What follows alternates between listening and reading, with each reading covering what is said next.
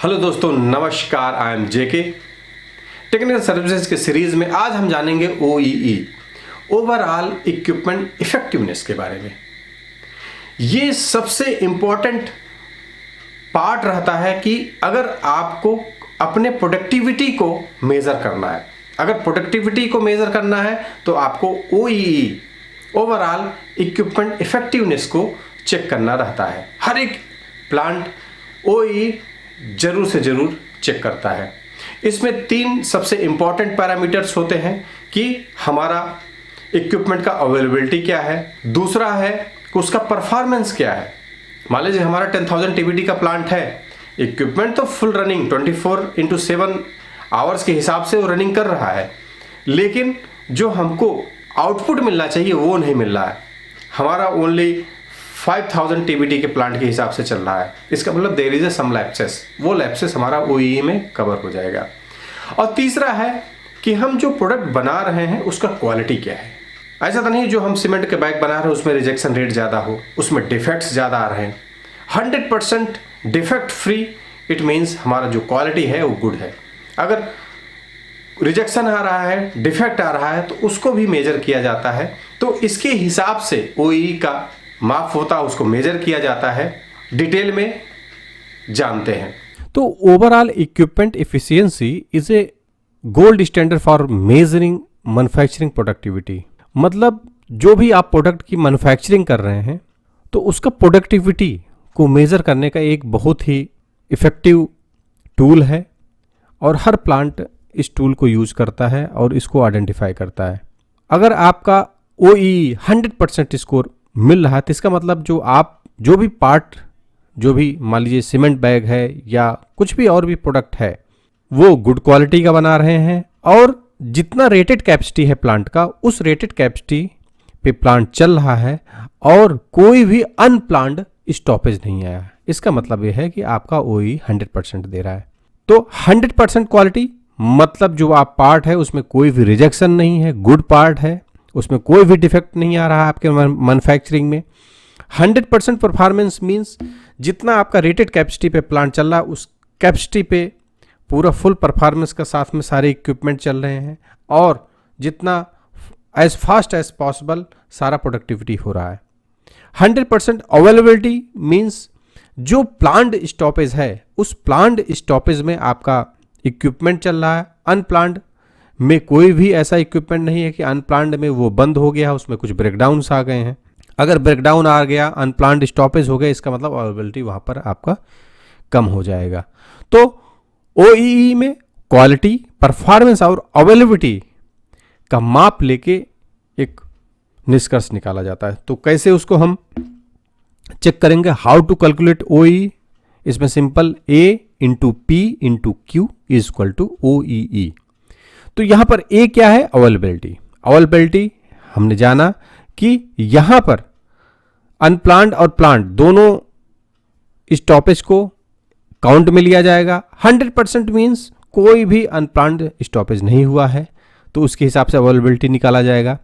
Performance या productivity क्या है? प्रोडक्टिविटी मतलब ये मान के चलिए कि आपका जो प्लांट है वो फुल कैपेसिटी पे चला है, तो इसमें स्लो साइकिल मतलब स्लो RPM पे आपका प्लांट चल रहा है, या कुछ प्लांट स्टॉपेज हुआ है तो उसका भी देखा जाएगा, कुछ इसमें अकाउंट में आएगा। या लो कैपेसिटी पे प्लांट चला है, आपका 10,000 TBD का प्लांट है लेकिन ओनली 5,000 TBD पे चल रहा है, 6,000 TBD चल रहा है, तो वो भी परफॉर्मेंस प्रोडक्टिविटी पे आएगा।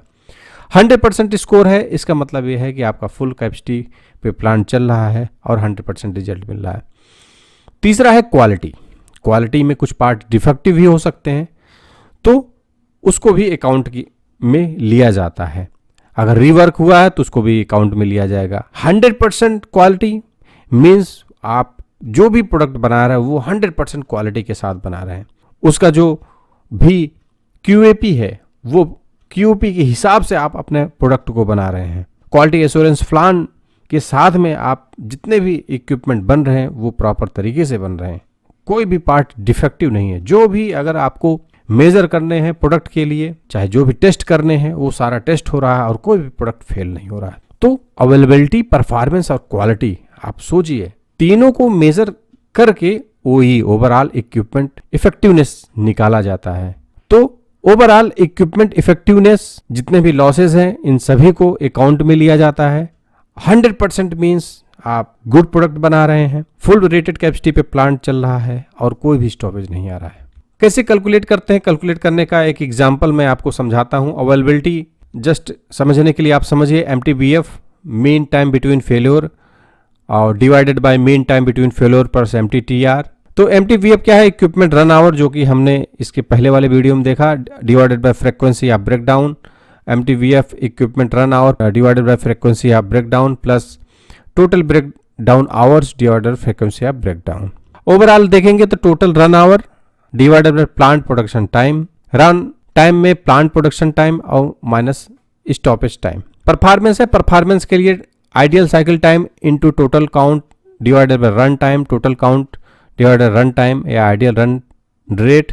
एक्चुअल इसको आप समझिए तो एक्चुअल प्रोडक्शन आपके प्लांट का कितना हुआ है, कितना एक्चुअल प्रोडक्शन हुआ और डिवाइडेड बाय प्लांट प्रोडक्शन। एक शुरू में ये निकाला जाता है कि हमारा जो प्लांट है वो इतने कैपेसिटी पे चलेगा या इतना प्रोडक्शन इसका मंथली रहेगा। मंथली प्रोडक्शन एक निर्धारित कर ले, हमारा जो मंथली प्रोडक्शन रहेगा 8000 TPT के हिसाब से चलेगा और 30 डेज के हिसाब से चलेगा। तो 2,40,000 का हमारा प्रोडक्शन होना है, वो प्लांट हो गया। लेकिन हमारा जो एक्चुअल चला, ब्रेकडाउन आया, अनप्लांट स्टॉपेज आया, उसके हिसाब से पता चला हमारा जो प्लांट है ओनली वो 7000 TPT के हिसाब से ही रन कर पाया, वो 2010 लाख ही प्रोडक्शन कर पाया।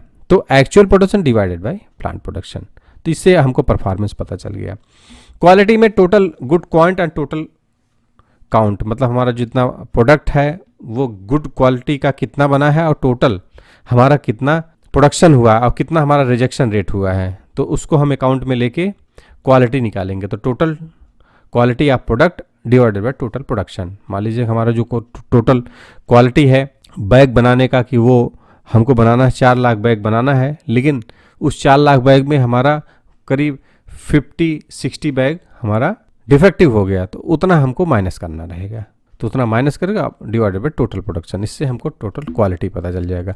अगर इसको कैलकुलेशन में जाते हैं अवेलेबिलिटी, परफॉर्मेंस, क्वालिटी, तो एक सिंपल एग्जांपल लेते हैं। Equipment run hour divided by plant production time, performance है total production divided by plant production, quality क्या है total quality product divided by total product. तो इसका हम एक एग्जांपल लेते हैं कि मान लीजिए अवेलेबिलिटी है 720 आवर्स आया, सिंपल एक किल्न का ही ले लेते हैं, तो 720 आवर्स हमारा रनिंग आवर आया, लेकिन हमारा जो प्लांट था वो 740 आवर्स तक चलेगा, लेकिन उतना चला नहीं, हमारा 20 आवर्स लैप्स हुआ, नहीं चला, कुछ भी ब्रेकडाउन आ गया, अनप्लांट स्टॉपेज आ गया, तो जिससे कि हमारा जो अवेलेबिलिटी है वो कम हुआ। परफॉर्मेंस है, इसी हिसाब से जो टोटल प्रोडक्शन है वो हमने निकाला क्लिंकर का, वो कितना है 2.6 लाख आया, लेकिन हमारा जो एक्चुअल प्लांट था वो आया 2.33 का एक्चुअल प्लांट था, लेकिन उतना नहीं चला, कुछ ब्रेकडाउन की वजह से कुछ कमी आई। तो अवेलेबिलिटी 0.97 और परफॉर्मेंस 0.97, इसी हिसाब से हमारा क्वालिटी आया।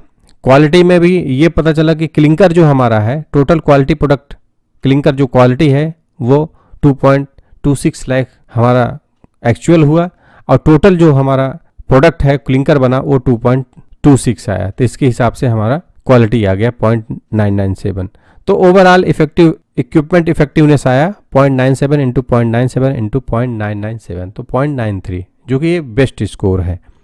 तो 0.85, 0.87, 0.89, तो इसी हिसाब से इस रेंज के में आता है। जनरली क्या क्लिंक अपना सीमेंट बैग में जब हम निकालते हैं तो वहाँ पर क्या क्वालिटी को 1 लिया जाता है, डिफेक्टिव पीस होने का चांसेस कम रहते हैं, तो इसलिए उसका जो क्वालिटी है उसको 1 लिया जाता है। एक चार्ट है, इस चार्ट के थ्रू हम लोग जानते हैं, ये चार्ट प्रिपेयर करके बनाया जाता है, आप अपने SAP में भी देख सकते हैं। इसी हिसाब से SAP में ये सब फिक्स रहता है, ऑटोमेटिक ये SAP में वो इनबिल्ड रहता है कि क्रशर हमारा जो टोटल अवेलेबिलिटी जो क्रशर का है वो 720 है, टोटल जो डाउन टाइम है 365 आवर वो बंद रहा, तो इससे अवेलेबिलिटी हमारा कितना निकल के आया 720 माइनस 365 डिवाइडेड बाई 720, तो 0.49 ही आया अवेलेबिलिटी क्रशर का। एक्चुअल प्रोडक्शन कितना आया वो 25.2 लाख है प्रोडक्शन आया, जो प्लांट है वो 26.24 है। तो इसके हिसाब से हमने एक्चुअल प्रोडक्टिविटी निकाल लिया 25.2 डिवाइडेड बाई 26.24, तो 0.96 हमारा जो प्रोडक्टिविटी है। क्वालिटी हम 1 कंसीडर करते हैं, तो इससे ओवरऑल इक्विपमेंट इफेक्टिवनेस जो कर्सर का आया वो 0.47 आया।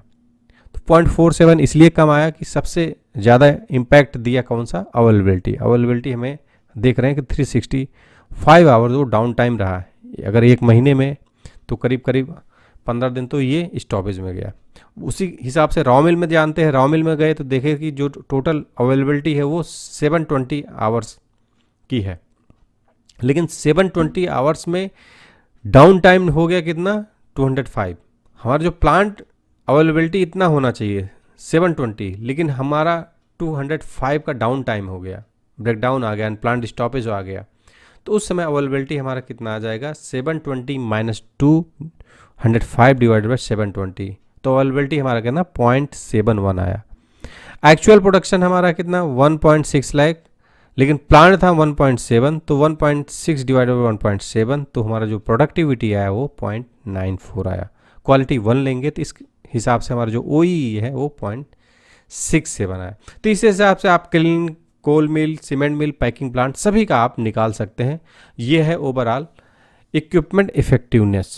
एक और टर्म आता है इक्विपमेंट नेट अवेलेबिलिटी। ये बहुत ही आप माइनर से माइनर सिचुएशन को अब हैंडल कर रहे हैं, ये भी प्लांट में निकाला जाता है। मान लीजिए क्रशर का है, टोटल प्लांट है कि हमारा जो चलेगा 720 आवर्स चलेगा, लेकिन जो ब्रेकडाउन आया, अनप्लान्ड स्टॉपेज आया या बंद रहा तो वो आया 367, तो अवेलेबिलिटी हमारा 0.49 आया। इससे अवेलेबिलिटी हमारा 49 आया। लेकिन उसमें हमने देखा कि जो एक्चुअल रनिंग आवर है 355 है, और 355 में जो आइडियल रनिंग है, मतलब आइडल रहा है, इक्विपमेंट ऐसे ही चल रहा है, वो 330 तक आइडियल है। तो आइडल का हमको उसमें देखा जाएगा, उतना फिर हमको माइनस करना रहेगा। क्रशर देखिए एक्चुअल क्या अवेलेबिलिटी हमारा 49 आ रहा है, हमने कैलकुलेट किया, लेकिन ये जो डाउन टाइम 365 है, इसमें तो प्लांट रेडी है, वो चल सकता है, लेकिन वो बंद रहा। क्यों? क्योंकि वहां आगे में डिमांड नहीं था। आगे में डिमांड नहीं मतलब उतना हमारा आइडियल टाइम था। तो आइडियल टाइम कितना है, वो 330 है। तो इस हिसाब से आप देखेंगे जो नेट अवेलेबिलिटी है क्रशर का वो 0.95 आएगा, मतलब D प्लस E, मतलब रनिंग आवर 355 रनिंग आवर रहा 720 में ही, जो प्लान है 720 में ही, वो रनिंग आवर कितना 355 रनिंग आवर रहा। आइडियल रनिंग आवर 330 रहा, डिवाइडेड बाई A की टोटल रनिंग आवर आया, तो 0.95 है। मतलब जो नेट अवेलेबिलिटी क्रशर का 0.9, मतलब बेहतरीन है। इसका मतलब है यहाँ पर ज़्यादा ब्रेकडाउन नहीं आया। इस कंडीशन में हमारा जो ब्रेकडाउन है वो काउंट हो जाएगा। तो इक्विपमेंट नेट अवेलेबिलिटी भी एक मेजर प्ले रोल अदा करता है, इसको भी जानना जरूरी है, और इसको भी निकाला जाता है। तो नेट अवेलेबिलिटी को जब मल्टीप्लाई करेंगे तो जो हमारा ओवरऑल इक्विपमेंट इफेक्टिवनेस है वो बेहतरीन आएगा। तो इस हिसाब से आप क्लेन का, कोल मिल का, सीमेंट मिल का और पैकिंग प्लांट का आप इक्विपमेंट नेट अवेलेबिलिटी निकाल सकते हैं। आशा करते हैं दोस्तों आज आपको अच्छी खासी जानकारी हासिल होगी। अगर आपको वीडियो पसंद आया लाइक और शेयर जरूर कीजिएगा। अगर हमारे यूट्यूब चैनल पर नए हैं सब्सक्राइब करना ना भूलें, बेल आइकन को जरूर हिट कीजिएगा। वीडियो देखने के लिए बहुत बहुत धन्यवाद।